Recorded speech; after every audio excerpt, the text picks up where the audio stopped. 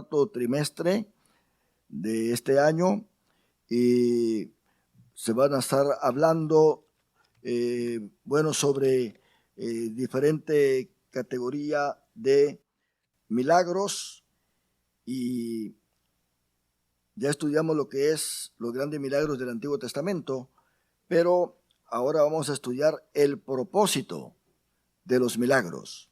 El propósito del milagro, esa va a ser en sí la corriente que vamos a estar tomando. Y va a estar en San Juan capítulo 2, el libro de San Juan, el Evangelio según San Juan. Y vamos a repetir o a decir todos el tema de la lección para esta clase: revelar la gloria de Dios. Una vez más, revelar la gloria de Dios. Quiere decir que el propósito de este milagro que vamos a estar estudiando hoy es revelar la gloria de Dios. Y San Juan, o el Evangelio de Juan está enfocándose en esto, en presentar a Cristo como el Hijo de Dios. Es el meollo, es el centro del mensaje del Evangelio según San Juan. Y ahí en el capítulo 2 nosotros vamos a estar estudiando el primer milagro de Jesús, al cual Juan le llama señal. Entonces, milagro pues es un milagro que inicia o da inicio a lo que es el ministerio de nuestro Señor Jesucristo. Y tiene una connotación bastante hermosa debido a su naturaleza, pero vamos a irnos poco a poco en esto. Hay un pensamiento central, digámoslo todos: Jesús, co-creador con el Padre de todo lo que existe, convirtió el agua en vino para testimonio de su inmenso poder. Y Él es Dios, Él creó todas las cosas, así que Él puede hacer cualquier cosa que quiera. El convertir el agua en vino. Y Jesucristo dice ahí el pensamiento central, que es co-creador con el Padre.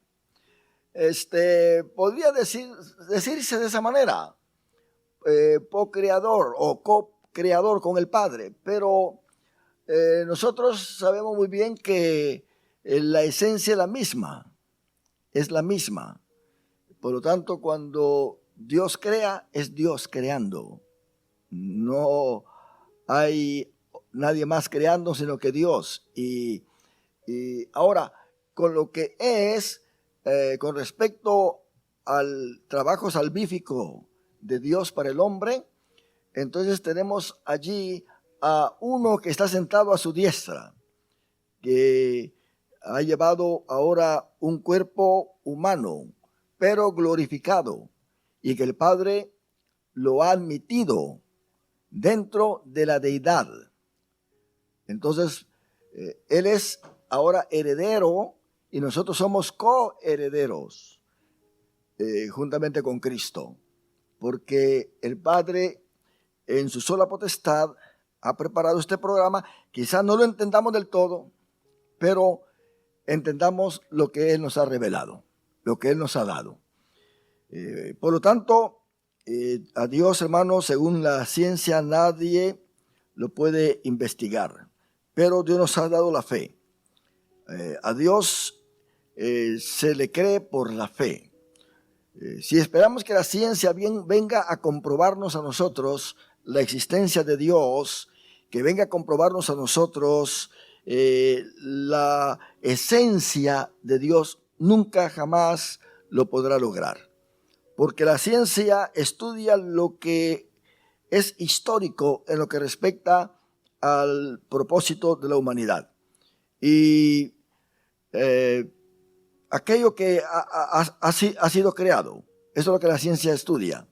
Y esa es la información que la ciencia nos da a nosotros. Las cosas creadas. Y Dios no es un ser creado. Él es Yahvé. Él es el yo soy, el que siempre seré. En otras palabras, en el hebreo, así está en el sentido futuro. Entonces, yo seré el que seré, porque nuestro Dios es un Dios que sigue a través de la existencia de la humanidad. Y vemos nosotros, hermanos, que tenemos acá a la ciencia entonces quedándose quieta ante la gran veracidad y la manera en que puede ver a Dios. No hay manera de explicar a Dios. La misma Biblia dice que a Dios nadie le ha visto jamás. Aunque Moisés habló con él cara a cara, es una forma de implicar lo íntimo que Moisés estuvo con Dios. Pero a Dios nadie le ha visto jamás. Y esta palabra visto jamás pues encierra un completo conocimiento. Completo conocimiento. ¿Quién va a conocer a Dios en su esencia? Nadie. Dijo Jesús que al Padre nadie le ha visto, pero Él sí lo ha visto, porque Él es Dios. ¿Se da cuenta? Entonces, aquí nosotros tenemos a Jesús como el Creador y como el principio, con el propósito de que debido a Él, ya Dios teniendo por cuenta un futuro humanista para Jesucristo, Él creó los cielos y la tierra, porque Él viene a reinar acá en esta tierra. Así que por causa de Él, todo esto ha sido creado. Cuando Dios dice, hagamos al hombre a nuestra imagen, es porque realmente hay una imagen en ese momento. Dios no tiene imagen. No podemos configurar a Dios, en decir, Dios es así, o Dios es asá, o Dios se parece a esto. Por eso los israelitas, los judíos, jamás hicieron una imagen de Jehová. Porque, ¿cómo va a ser Dios para ellos? Nunca hicieron una imagen. Pero Dios, cuando dijo, hagamos al hombre a nuestra imagen, es porque ya había una imagen. Dice Pedro que ya Jesucristo existía como un cordero inmolado. Mas sin embargo, en San Juan 17, Cristo le ora al Padre y le dice, Padre, gracias, en otras palabras, porque me has amado desde antes de la fundación del mundo. Así que hemos sido hechos originalmente a la imagen de Cristo, pero esa imagen se deterioró completamente. Cristo tuvo entonces que encarnarse, esa imagen se reencarnó.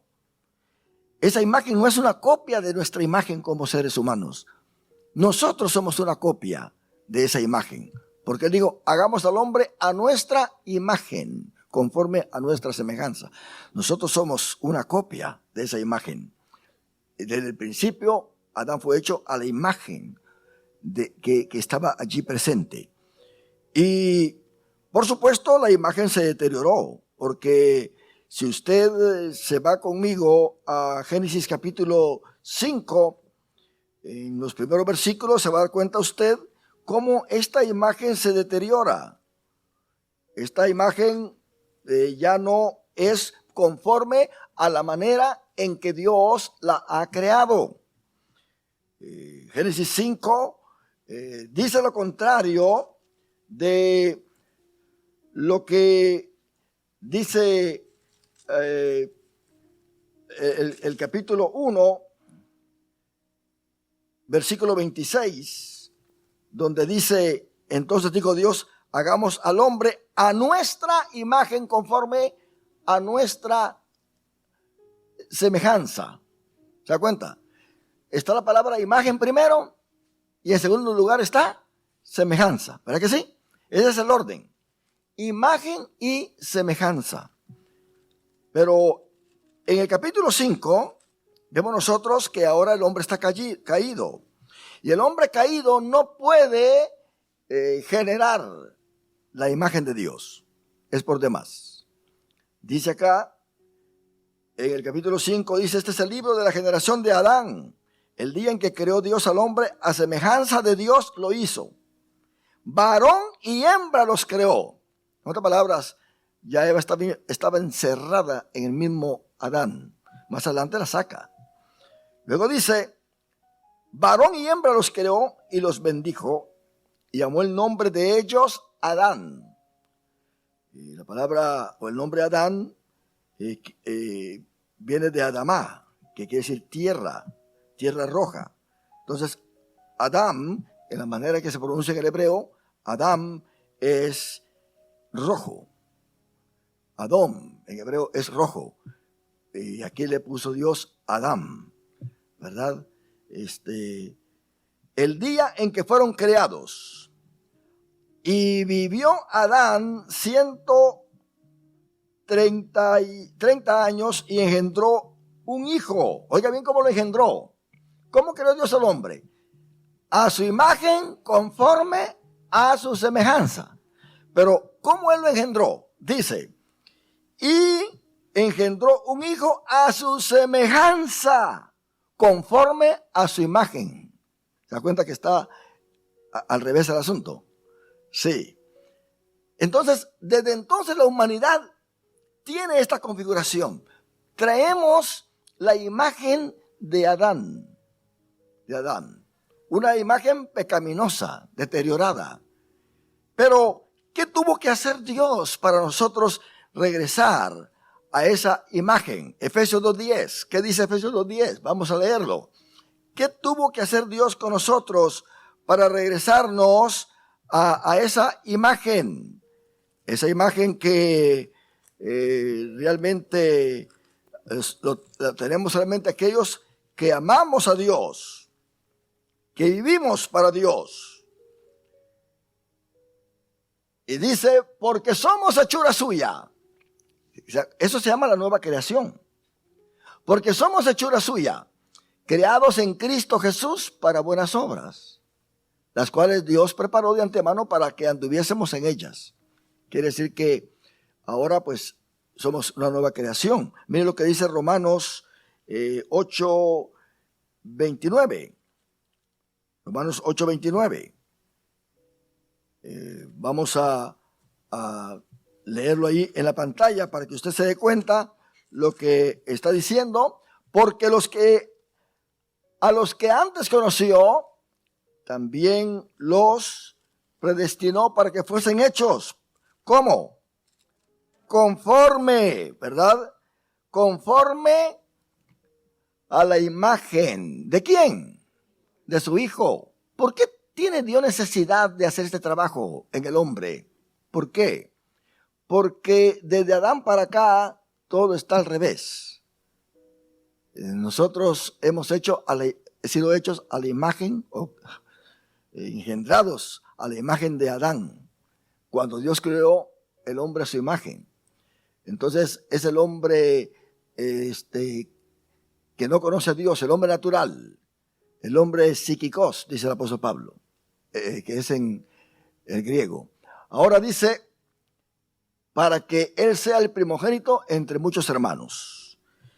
Y veamos lo que dice 2 Corintios capítulo 4, versículo 6.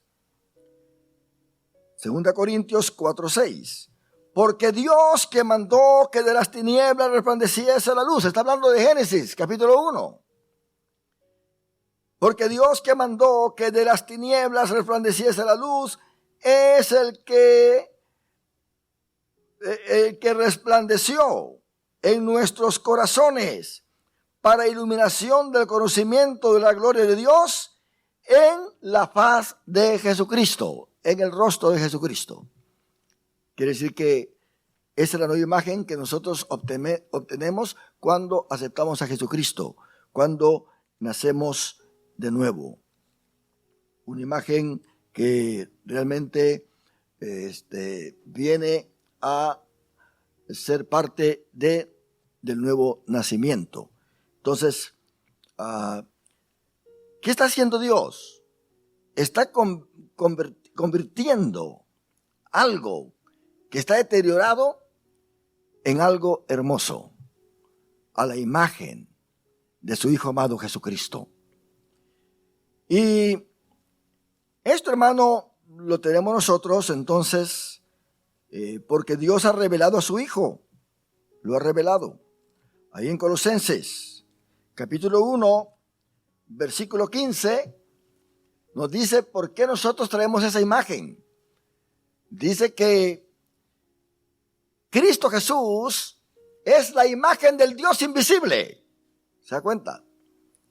El primogénito de toda creación. Entonces, aquí es donde muchos tienen problemas, porque el hombre ha sido creado a la imagen de Dios y Cristo es la imagen del Dios invisible. ¿Se da cuenta? Él es la imagen del Dios invisible. No podemos nosotros, hermanos, tener otra imagen fuera de Cristo cuando realmente sabemos que hemos sido creados. Ahora somos nuevas criaturas. Vamos a 1 Corintios capítulo 15. Estoy dando sin explicación esos textos, porque los textos en sí hablan por sí solos, ¿verdad que sí? ¿Cuántos están entendiendo esto? Por sí solos, ¿se da cuenta? Los pasajes paralelos es un método para interpretar la Biblia. Si no entiendo un texto, me voy al otro, que sea paralelo. Y consigo todos los textos paralelos que yo pueda y me dan la explicación de lo que yo quiero saber. Entonces, en 1 Corintios capítulo 15, versículo 45, dice, así también está escrito, fue hecho el primer hombre, Adán, alma viviente, y el postrer Adán, espíritu vivificante. Entonces quiere decir, ahora hay dos Adanes. Está el primer Adán que cae en el paraíso y está el postrer Adán que es Cristo y que es santo y que obtiene la salvación para nosotros. Perfecto, completamente. Entonces, el hombre sin Cristo viene del primer Adán y trae la imagen del primer Adán y vive en la carne como el primer Adán. No es espiritual, no es un hombre que adora a Dios, porque al principio sí estaba así Adán. Imagen, semejanza, pero después semejanza, imagen. Se voltea el asunto. Pero Cristo vino a poner todo de regreso. Imagen, semejanza otra vez. Entonces nosotros que hemos aceptado a Jesucristo estamos en ese estado espiritual. Ahora somos imagen, semejanza, porque Él vino a recuperar en nosotros esa imagen deteriorada. ¿Cuántos adoramos a Dios por esto?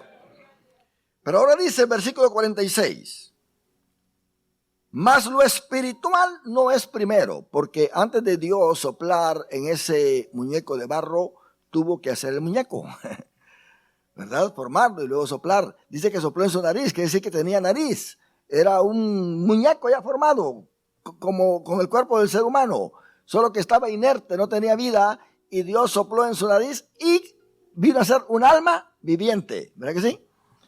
Entonces dice acá que fue hecho el primer hombre, Adán, alma viviente, el postrer Adán, espíritu vivificante. Quiere decir que nosotros ahora en Cristo, más que alma viviente, somos espíritu vivificante. Y ese es el privilegio que Dios nos da a nosotros, de ser espíritu vivificante. Y dice entonces, el primer hombre es de la tierra, versículo 47, terrenal. Y el segundo hombre, que es el Señor, es del cielo. No te ven que a los dos les llama hombre, porque los dos son humanos. Solo que Adán tenía que serle fiel a Dios en esa semejanza. Semejanza quiere decir empezar de cero y llegar hasta un punto donde el cuerpo de Adán tenía que ser glorificado en vez de ver muerte. y trasladado a ese reino, a esa esfera espiritual donde Jesús dice que seremos como los ángeles. Todo eso también se perdió. Cristo vino a recuperar eso. Por eso Pablo dice, os digo un misterio. Entonces, después del pecado de Adán, el hombre va al polvo. Pero Cristo vino a recuperar ahora. Si Cristo viniese ahora en este momento, nosotros no vamos al polvo. Somos transformados. Así, cada hombre que si Adán no hubiera pecado, iba a ser transformado.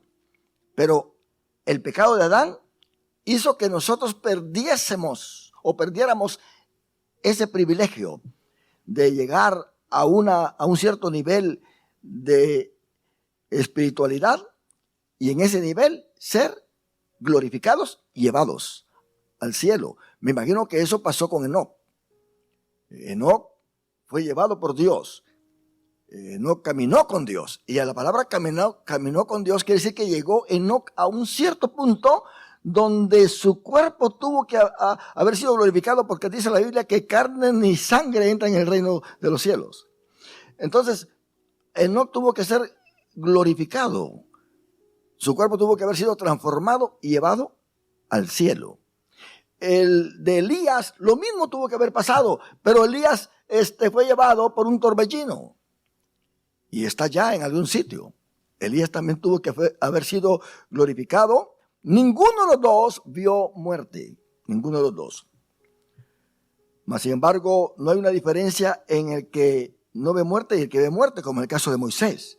Moisés vio muerte, mas sin embargo aparece con la misma esencia que tiene Elías en el monte de la transfiguración, juntamente con Cristo Jesús. No hay diferencia ahí.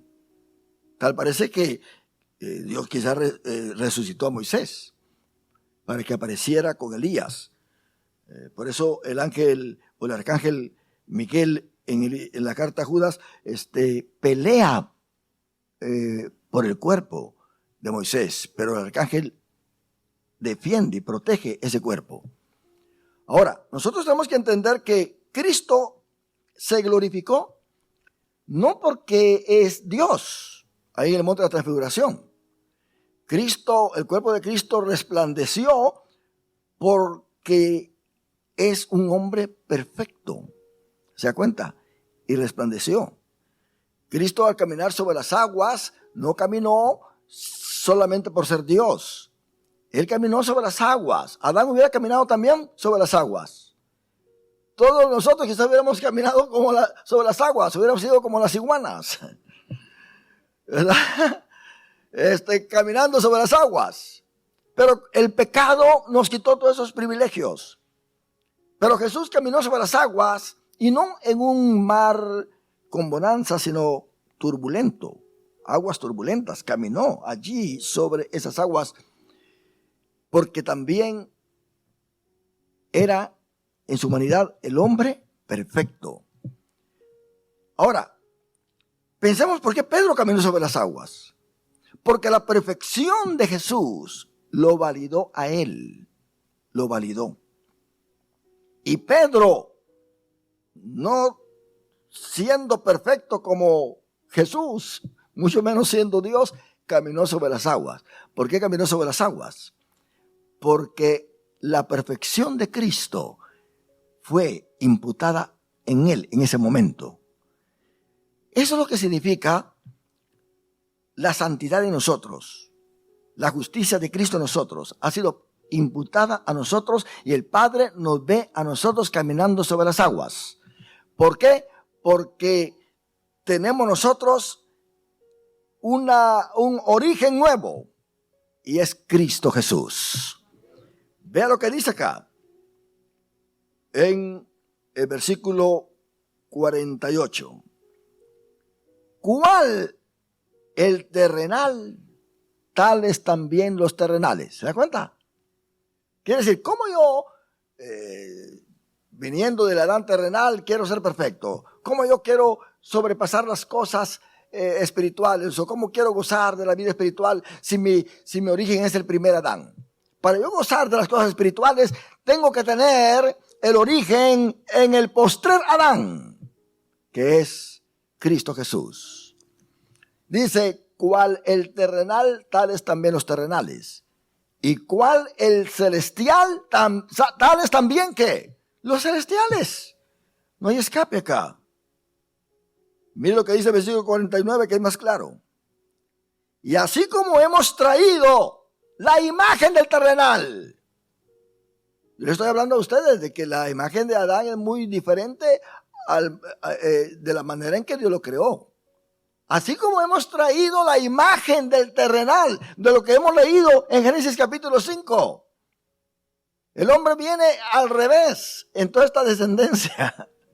Al revés. Así como hemos traído la imagen del terrenal, traeremos también la imagen del celestial. Ya cuando nuestro cuerpo esté completamente transformado, traeremos la imagen del celestial. ¿Se da cuenta que hay transformación acá? Hay transformación. ¿Cuál ha sido el primer milagro de Jesús? Que sirve como señal. Transformar, ¿verdad que sí? El agua en vino. Y esto le da el mensaje al pueblo de Israel. A esto yo he venido.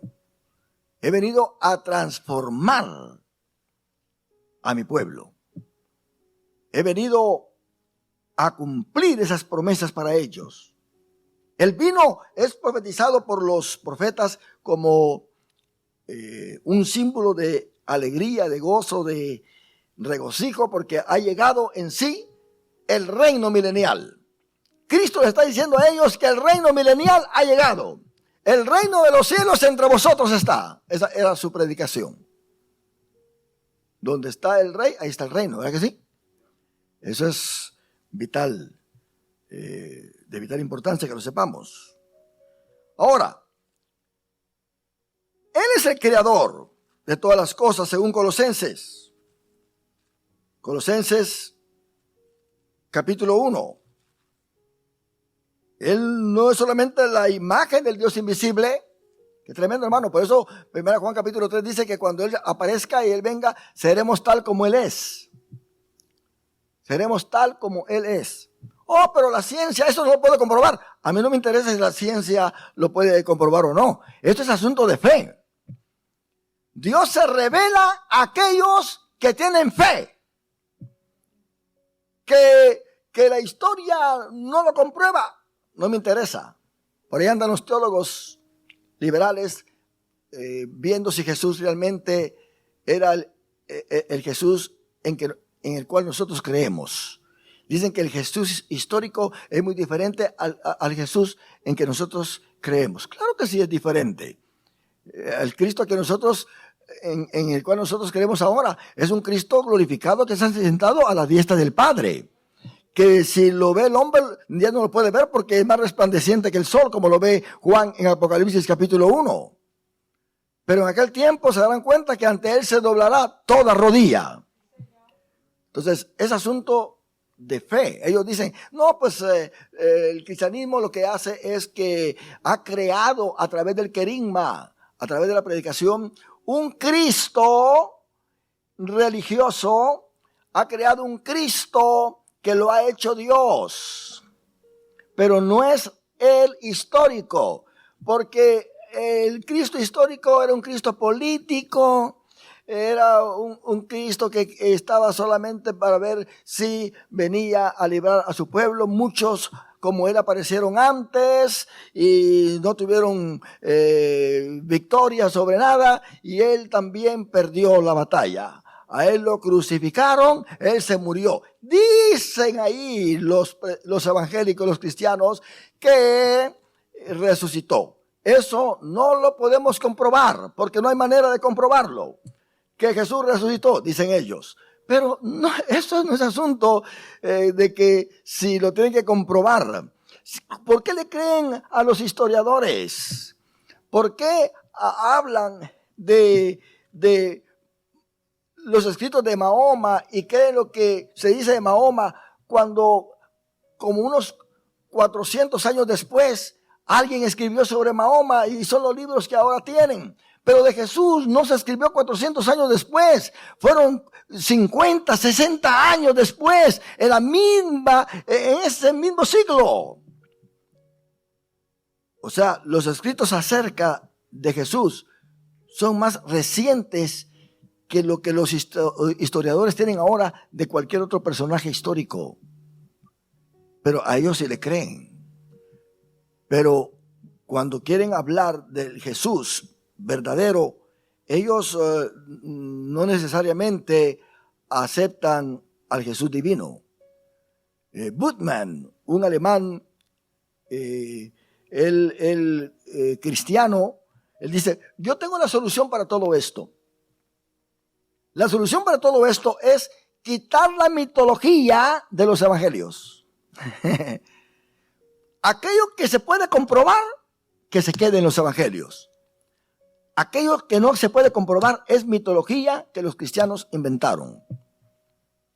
Ahora, ¿cómo los apóstoles iban a inventar la resurrección de Cristo cuando ellos mismos dicen que lo vieron con sus propios ojos? ¿Por qué no quieren creer a los apóstoles? Vienen entonces con otra forma de ataque. Es que los apóstoles jamás escribieron los evangelios. Los evangelios fueron escritos de 100 años para acá. Nunca los apóstoles escribieron nada de esos evangelios. Entonces, hermano, el ataque va a estar siempre presente para atacar la fe. Pero ¿acaso Cristo no sigue salvando hasta el día de hoy? ¿Acaso Cristo no sigue transformando vidas hasta el día de hoy? ¿No fue su primer milagro cambiar el agua en vino, el agua insípida, incolora, en un líquido dulce, que los demás se quedaban sorprendidos por ese sabor, que era mejor que el primer vino, un vino carísimo en una boda? Y después se daba ya pues el inferior, porque ya todos estaban borrachos. Entonces, para simplemente no defraudar a los que se estaban casando, porque iba a ser una de grandes honras si faltaba el vino, era terrible. Nadie quería pasar por eso. Es como en un cumpleaños, una fiesta de celebración, no haya comida y queden como 200 personas sin comer. Entonces es terrible eso. Y las bodas se celebraban por 7 días en ese tiempo. Se alargaban porque era una celebración continua por una semana. Y la gente seguía bebiendo. Y el vino se acabó, quiere decir que había gente. ¿Verdad que sí? Y la gente, las personas borrachas, cuando están borrachas, es cuando más beben usted. Bueno, yo creo que aquí ningún borracho hay aquí presente, o sea, ningún ex borracho.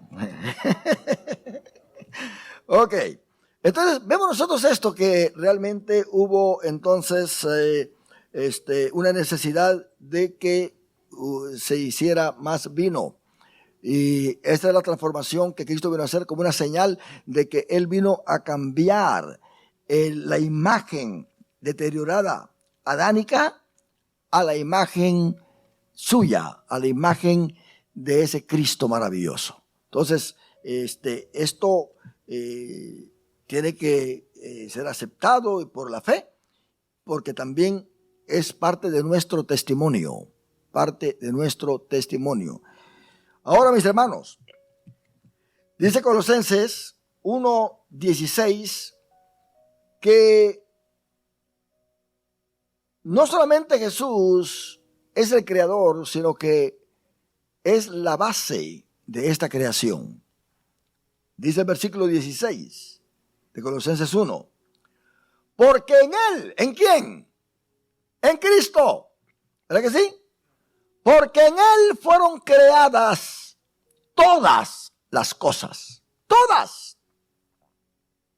Las que hay en los cielos y las que hay en la tierra, visibles e invisibles. En Él fueron creadas todas las cosas. Si usted pone acá Génesis 1:1, ¿qué le diría Génesis 1:1 a usted? Aquí dice que en Él fueron creadas, ¿qué? todas las cosas en Él. ¿Y eso qué significa? Que Él es el principio de todas las cosas. ¿Verdad que sí? ¿Y qué dice Génesis 1:1? En el principio creó Dios los cielos y la tierra. ¿Se está hablando de tiempo? ¿Se está hablando de algo inicial? ¿Se está hablando de que a partir de este momento de este punto, las cosas fueron creadas? ¿O se está hablando de una base? En el principio, en Cristo, en Él, dice Colosenses, ¿verdad que sí? Yo tengo que buscar un texto paralelo para interpretar Génesis 1:1. Yo no tengo que buscar la opinión de nadie más. No, que esto quiere decir tiempo. Este es el kairos de Dios. Esto quiere decir, no, yo tengo que me compruebe con otro texto en la Biblia. Si no me comprueba con otro versículo en la Biblia, yo no le voy a creer. Se me tiene que convencer a mí con pasajes paralelos. Y yo quiero saber quién es el principio de Génesis 1:1. Yo me tengo que ir a otro pasaje para ver si hay alguien más que sea el principio o es tiempo. Dice, porque en Él, Colosenses 1:16, porque en Él ¿qué? Fueron creadas todas las cosas. ¿En quién? Dígame usted, ¿en quién? En Cristo. Entonces, en Él fueron creadas. ¿Quién es entonces el principio? Cristo. A veces hermano Lorenzo me pone ahí lo que está en Apocalipsis, porque yo soy el principio. ¿Verdad que sí? ¿Acaso Cristo no se llama principio? ¿Acaso Cristo no se llama que Él es el principio de todas las cosas? Apocalipsis 1:8 y así va a encontrar también 21:6, ¿verdad?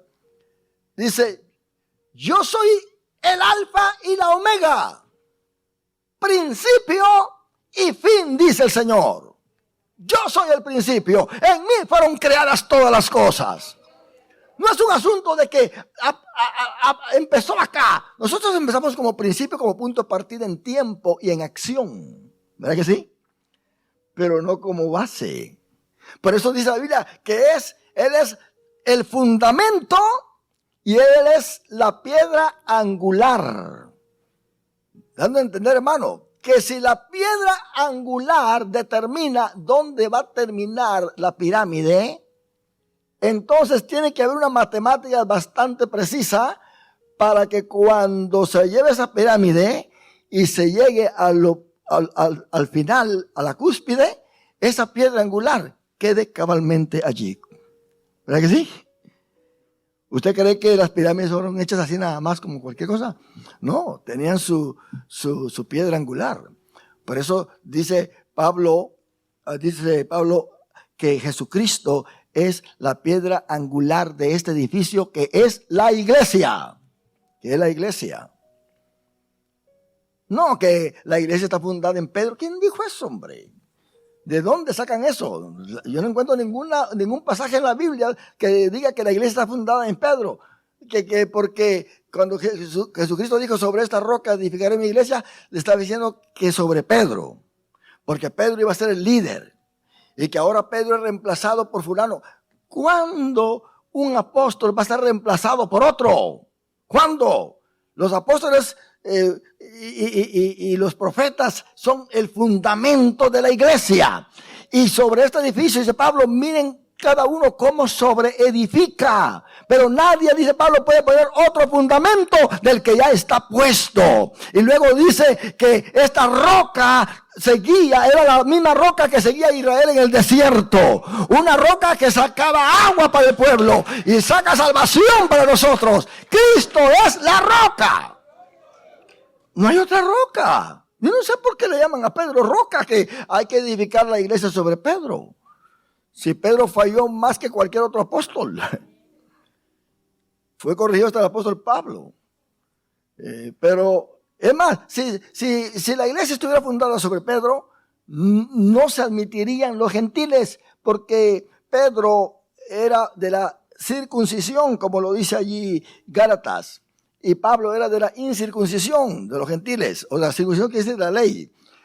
Solamente dentro del judaísmo aceptaban a la iglesia. En la iglesia de Jerusalén no había ningún gentil. Todos tenían que ser israelitas o judíos, o prosélitos por lo menos. Pero no había ningún gentil allí. Nadie que hubiera sido de otro país sin haber sido circuncidado y legalizado como ciudadano de los judíos o que demostrara que venía de una genealogía, ¿verdad?, de padres israelitas, podía ser miembro de la iglesia allí en Jerusalén. Y por eso Dios levantó la iglesia de Antioquía, porque en la iglesia de Antioquía habían judíos y habían gentiles. Y eso es lo que se corre hasta el día de hoy. Dice Pablo que la iglesia es compuesta por judíos y gentiles, pero que la roca es Cristo Jesús. Entonces, si Pedro hubiera sido la roca, nosotros estuviéramos fuera. Pedro no hubiera aceptado a ningún gentil en esa roca. Pero tenemos a Cristo, que en Cristo, dice Pablo, no hay judío ni griego, no hay libre ni esclavo, no hay hombre ni mujer, todos somos iguales en Cristo Jesús. Es la bendición más grande que nosotros tenemos. Porque en Él fueron creadas todas las cosas, las que hay en los cielos y las que hay en la tierra, visibles e invisibles, sean tronos, sean dominios, sean principados, sean potestades, todo fue creado por medio de Él. Él es el creador. Y luego dice, y para Él es la causa. Y para Él. Y Él es antes de todas las cosas. Aquí pierden los testigos de Jehová, que fue creado. Los mormones, que fue creado. ¿Cómo Cristo ha sido creado? Él es de toda la eternidad, según Miqueas, capítulo 5. Desde los días de la eternidad. Y luego dice, y Él es antes de todas las cosas, y todas las cosas en Él subsisten. Quiere decir que Él sostiene lo creado. Él sostiene lo creado. Y es algo aquí donde los teólogos liberales caen en sus comentarios y empiezan a hablar tonteras. Cuando dice el versículo 18, y Él es la cabeza del cuerpo que es la iglesia. Él que es el principio. ¿Verdad que lo dice ahí? Él que es el principio, lo dice claramente. ¿Quién es el principio? Él, Cristo. En el principio creó Dios los cielos y la tierra. ¿Quién es el principio? Cristo. Yo quiero saber quién es el principio. A mí no me interesa que venga un doctor y que me diga, mira, el principio, tú sabes, eso es un término de tiempo, o es un término matemático, y que esto y lo otro. No. A mí la Biblia me está diciendo que ese principio que menciona Génesis es Jesucristo. ¿Verdad que sí? Si usted ve en el hebreo, Bereshit, si usted en las letras hebreas, usted saca otras palabras de ahí, se va a dar cuenta que está la palabra Reshit, ¿verdad? Viene de Rishon. Rishon quiere decir primero. Los judíos o los israelitas, ellos no llaman los días de la semana como nosotros, lunes, martes, no. Llaman primer día, segundo día, tercer día. Por lo menos el domingo es Yom, que quiere decir día, Yom Rishon. Yom Rishon. Eso quiere decir domingo. De ahí viene la palabra Reshit, que quiere decir primero. Yo quiero decir primero, ¿verdad? Reshit, ¿verdad? Entonces, Bereshit, en el primero, en el principio. ¿Quién es el primero? ¿Quién es el principio? Cristo Jesús. ¿Se da cuenta? Entonces, Bereshit bara, en el principio creó Elohim, Bereshit bara, los cielos y la tierra. Habeshamain, ve y ha et eretz, que quiere decir y la tierra, eretz. Por eso a Israel se le llama eretz. ¿A dónde vas tú? Voy a la tierra santa, pero le llaman tierra, eretz. Y tenemos que ver esto, que el origen de las palabras tienen que venir del mismo hebreo.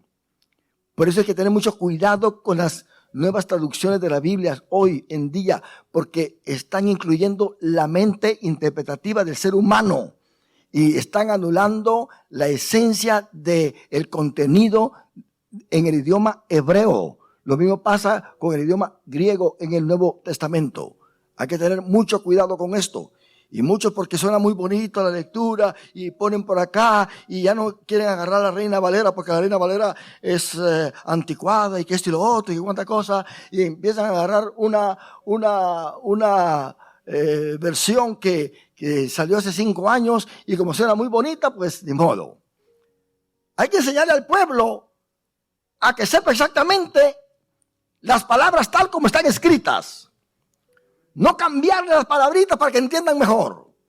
Biblias para tal edad, de 12 a 18 años, esta versión. De 18 a 25, esta versión. De 25 para 40, esta versión. De 40 para 80, esta versión. Hermano, tantas versiones. Óigame, qué terrible eso. Ahí dice, Bereshit bara Elohim et hashamayim ve'et haaretz. Ahí está, mire qué cosa. Le estoy leyendo a ustedes en hebreo. ¿Verdad? Sí, ahí está. Entonces, si usted ve en la primera letra, porque el hebreo se lee de derecha a izquierda. Ahí donde está la BHS, usted ve la Bet que está ahí, ¿verdad? Quiere decir, en sí es va, ¿verdad? Pero está entre A y E. Bereshit quiere decir que la segunda letra es la R. Y tenemos la tercera. No les digo el nombre porque de todas maneras no sé cuál será. ¿Verdad? Pero luego está esa que se ve como una ramita de tres ramitas. ¿Verdad? La Shim, ahí está, mire. Y luego esa, la otra está la Yod. ¿Verdad? Está la Yod. Y está la letra Tet a lo último. ¿Verdad? Bereshit, ahí está tan claro, ¿verdad que sí? Sí, ¿verdad? Pero a lo que me refiero es que ahí está en el principio. Ahora, hay judíos que dicen que en sí la palabra Bereshit aquí lo que está diciendo, más que todo implicando, es sabiduría.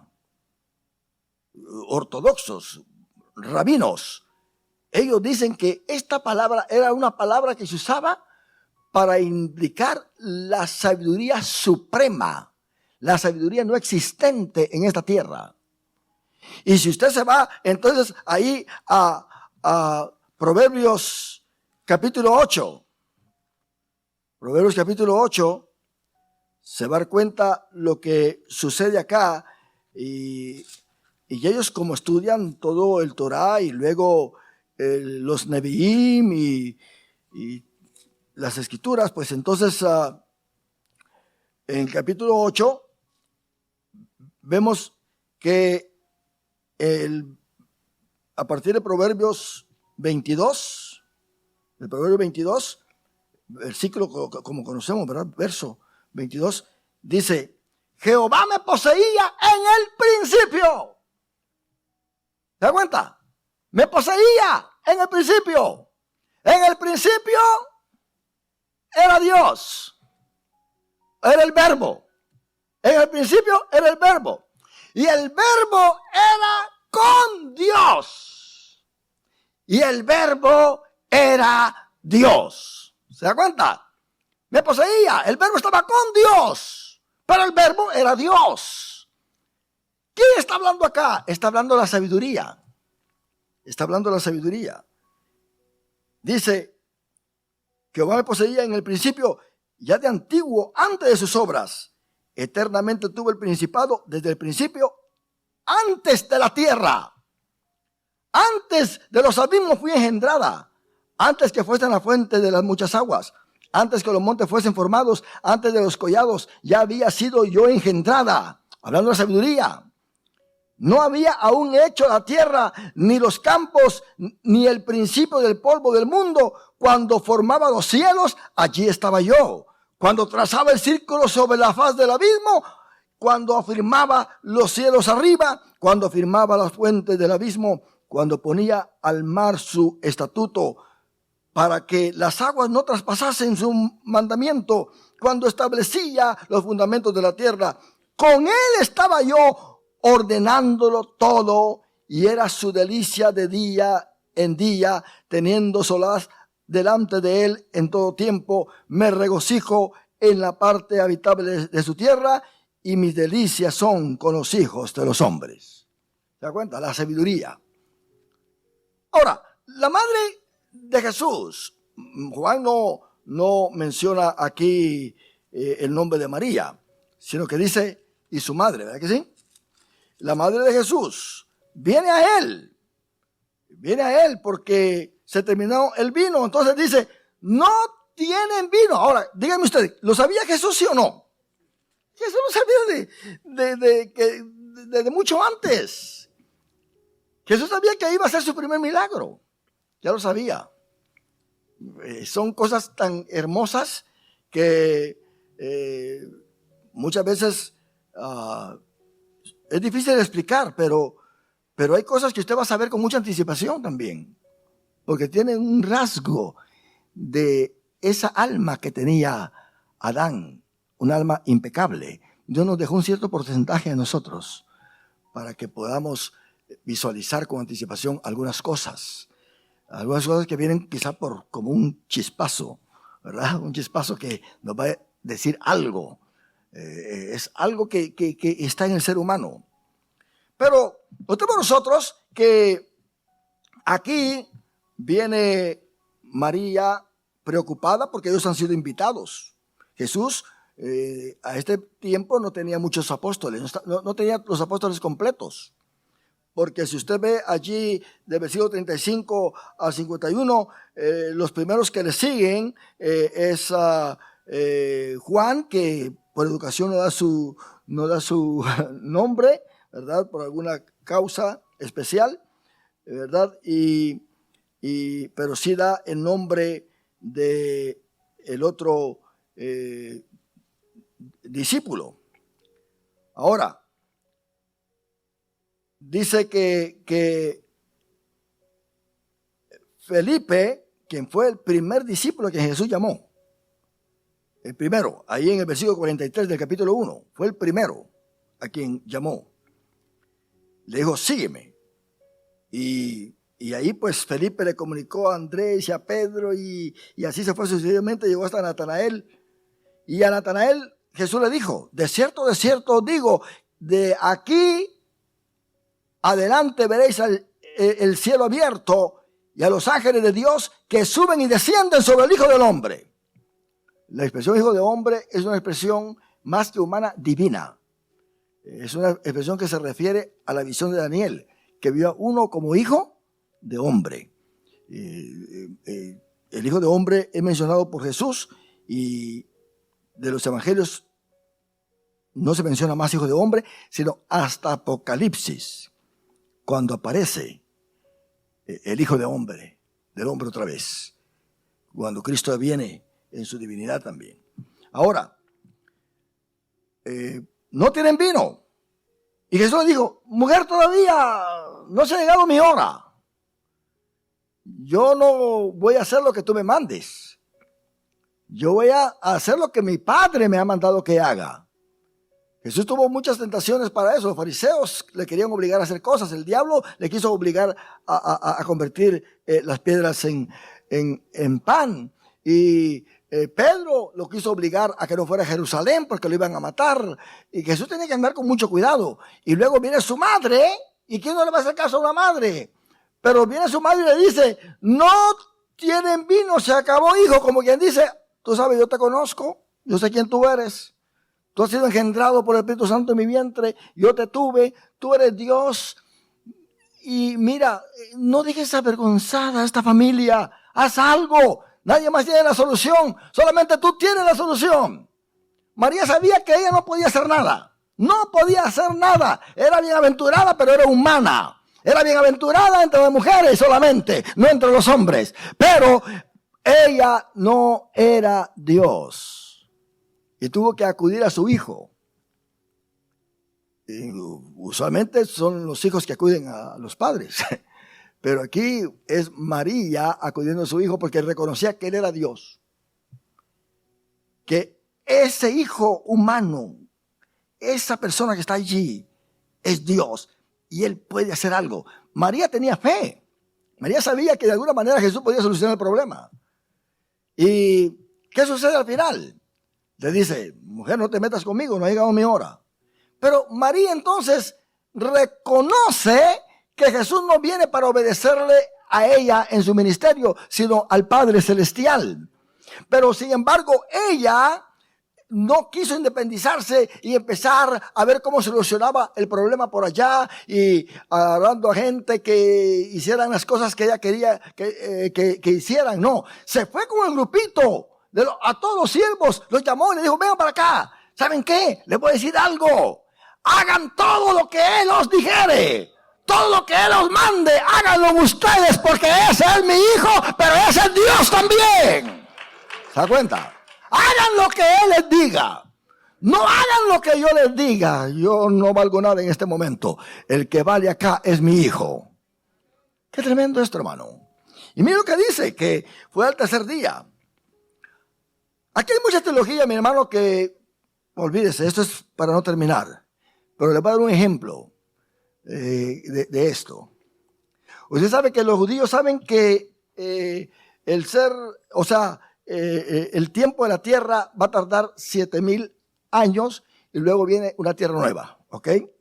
Estamos ya celebrando, ¿qué año estamos celebrando ahora de los judíos?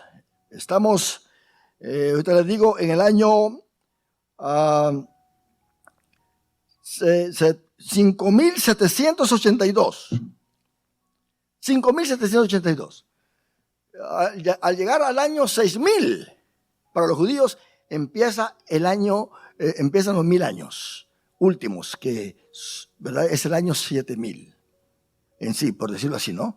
O sea, los 1,000 años, ¿verdad? Los 1,000 años. Pero aquí hay simbolismos. Si usted ve en el versículo 29 del capítulo 1, Juan presenta a Jesús. Jesús, antes de hacer este milagro, fue introducido por Juan. Jesús fue introducido por Juan el Bautista, diciendo, ahí el Cordero que quita el pecado del mundo. Jesús no iba a hacer ningún milagro sin esa introducción, sin esa presentación. Y Juan lo presenta. Dice que en el día siguiente vio Juan a Jesús y venía a él y dijo, he aquí el Cordero de Dios que quita el pecado del mundo. Este es aquel de quien yo dije, después de mí viene un varón, el cual es antes de mí, porque era primero que yo. Y yo no lo conocía, mas para que fuese manifestado Israel, por esto vine yo bautizando con agua.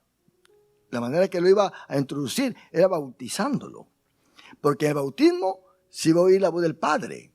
Este es mi Hijo amado, en quien yo tengo complacencia. Y esto es muy importante. Versículo 31. Y yo no le conocía, mas para que fuese manifestado a Israel, por esto vine yo bautizando con agua. También dio Juan testimonio diciendo, vi al Espíritu que descendía del cielo como paloma y permaneció sobre él. Y yo no le conocía, pero el que me envió a bautizar con agua, aquel me dijo, sobre quien veas descender el Espíritu y que permanece sobre él, ese es el que bautiza con el Espíritu Santo. Y yo le vi y he dado testimonio de que este es quien, el Hijo de Dios. Más adelante en el capítulo 5, Juan, Jesucristo dice, a partir del versículo 31, si yo doy testimonio acerca de mí mismo, mi testimonio no es verdadero. Otro es el que da testimonio acerca de mí y sé que el testimonio que da de mí es verdadero. Aquí menciona primero del versículo 33 al 35, menciona a Juan el Bautista. Juan Bautista, el Bautista da testimonio. Y luego dice el versículo 33, vosotros enviasteis mensajeros a Juan y él dio testimonio de la verdad. Él dio testimonio. Pero yo no recibo testimonio de hombre alguno, mas digo esto para que vosotros seáis salvos. Él era antorcha que ardía y alumbraba, y vosotros quisisteis regocijaros por un tiempo en su luz. ¿Cuál es el otro testigo? Las obras, versículo 36. ¿Cuál es el otro que da testimonio? El mismo Padre, versículos 37 y 38.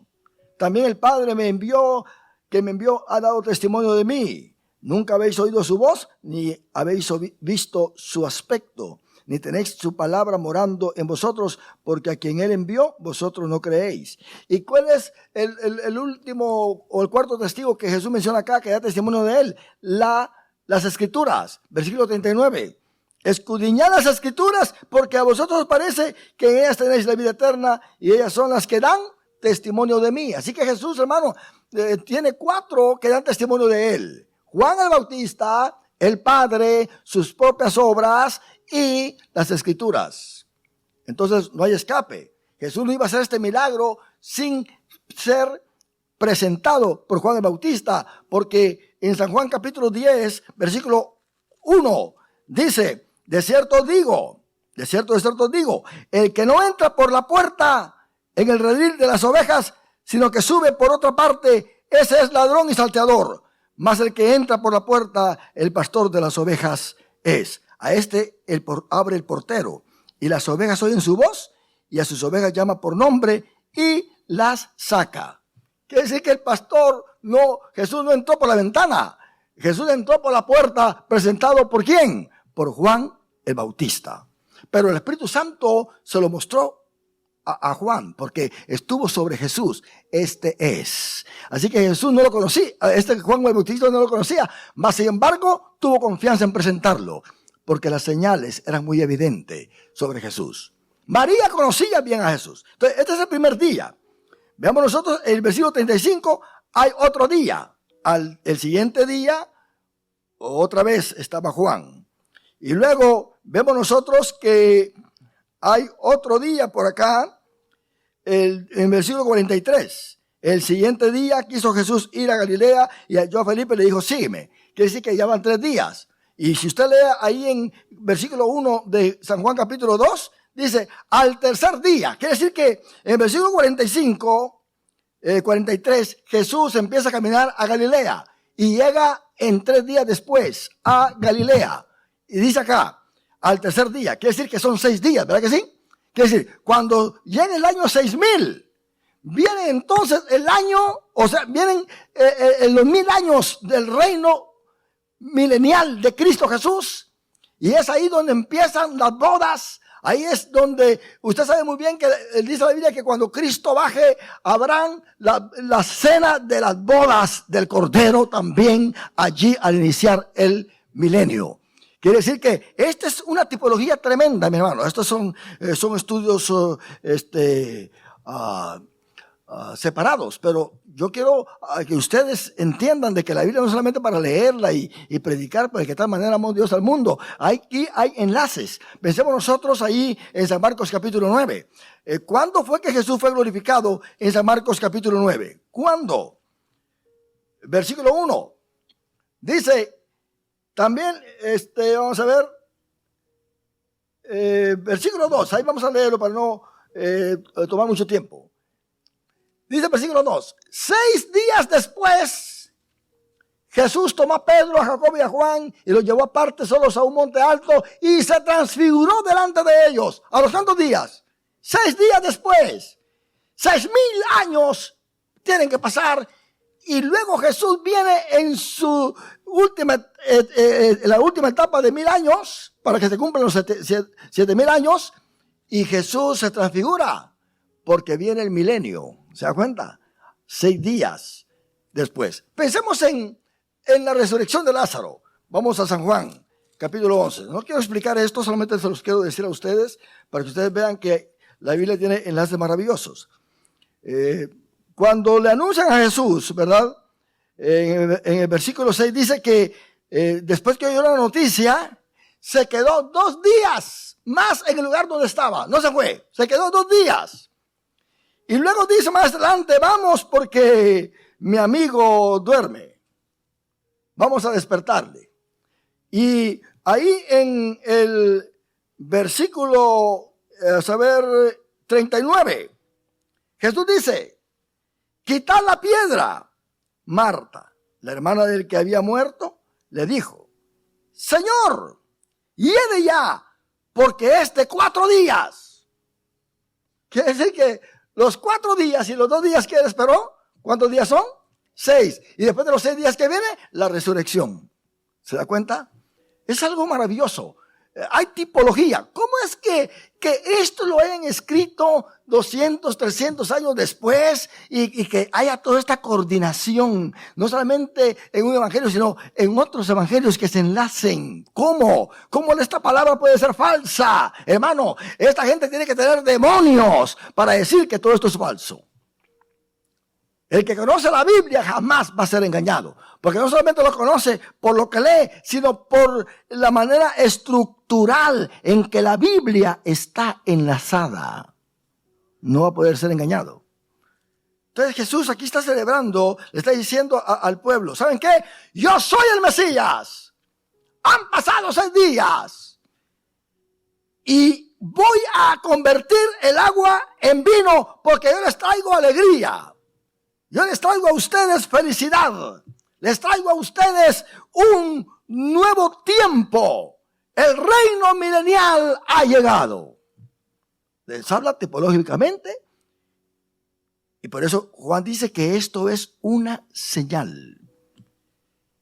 Y esto pues nos implica a nosotros el deseo de ver cómo realmente se estructura esta primera señal.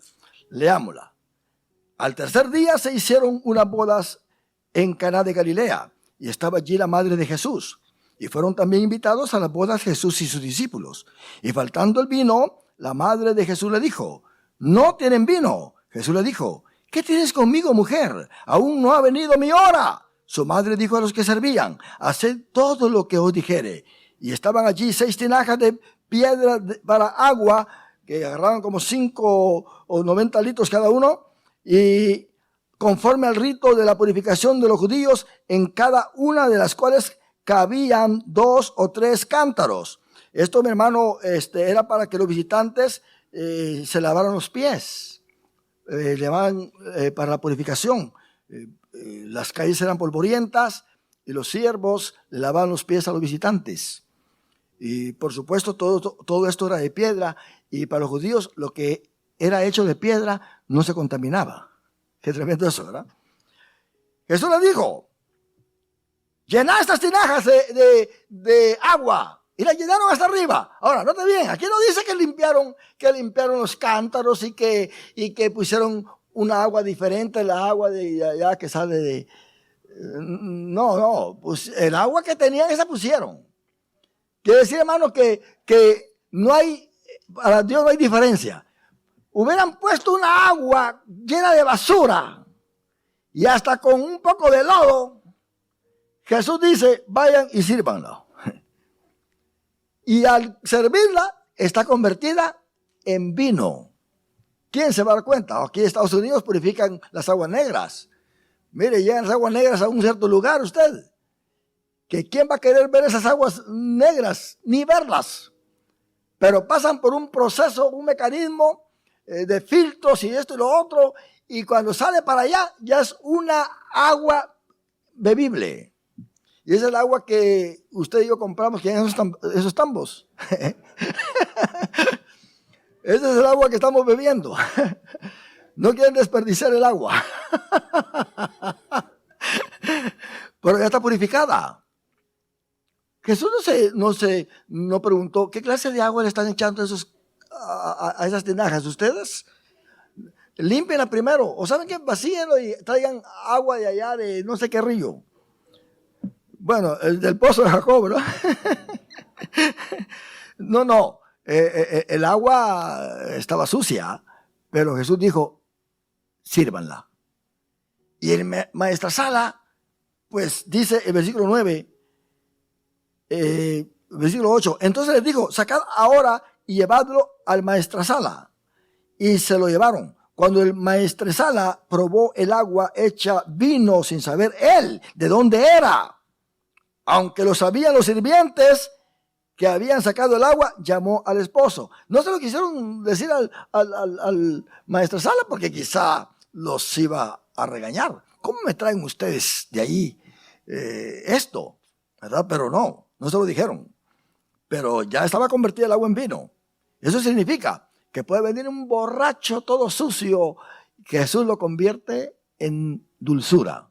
Puede venir la prostituta, la convierte. Puede venir el ladrón, cualquier hombre que venga, Dios lo convierte en algo dulce. ¿Cuántos oramos a Dios por esto? O que solamente así que, no, nada de eso. Jesús convierte a cualquiera, así como convirtió toda esa agua que estaba ahí, que no sabía cómo estaba el agua. La gente no sabía cómo estaba el agua en sí y si iba a ser servible, pero Jesús dijo, sírvanla. Quizá ahí en el recipiente se miraba el agua toda turbia, pero cuando ya iban a servirla, se transformaba en vino. Eso significa que no se va a notar el cambio que Dios hace en uno cuando uno acepta a Cristo. Físicamente no se va a notar de inmediato, pero en el proceso la gente va a ver que hay un cambio en nuestras vidas. Ahora dice, y le dijo, todo hombre sirve primero el buen vino, y cuando ya han bebido mucho entonces el inferior, mas tú has reservado el buen vino hasta ahora. El esposo estaba afligido porque se le acabó el vino. Estaba avergonzado, arrinconado por allá. Que el maestresala lo tuvo que mandar a llamar porque quién sabe dónde estaba. Pero cuando llega y viene el maestresala, le está diciendo, mira, todo hombre siempre hace y sirve el buen vino primero y después el inferior. Pero tú te pasaste de listo, muchacho. Serviste un buen vino al principio, luego el inferior, y ahora este que está sirviendo de último está mejor que el primero. Ahora, muchos agarran esto para emborracharse. Oh, ¿saben ustedes? Jesús hizo vino. Y beber vino no es pecado. Déjeme decirle algo. El vino o el alcohol en lo fermentado, los griegos lo conocían como espíritu. Cuando había un borracho por ahí, decían, ese está lleno de espíritu. ¿Se dan cuenta? Está lleno de espíritu. Por eso el apóstol Pablo dice que no nos emborrachemos, droguemos, por esa palabra, ¿verdad? ¿Qué dice? Con vino, sino con el Espíritu Santo. Que nos embriaguemos con el Espíritu Santo en vez del otro espíritu. ¿Se da cuenta? Entonces quiere decir que aquí está el espíritu del vino y aquí está el Espíritu Santo. Cuando alguien toma vino, se vuelve alegre, feliz y es un regocijo, pero también hace locuras. Hay disoluciones acá.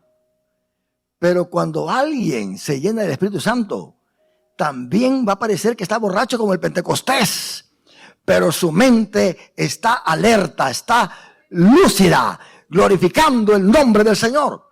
Así que el gozo que provoca o que trae el Espíritu Santo, aquel que es lleno de este Espíritu, es algo que es más grande que el que provoca o genera el vino.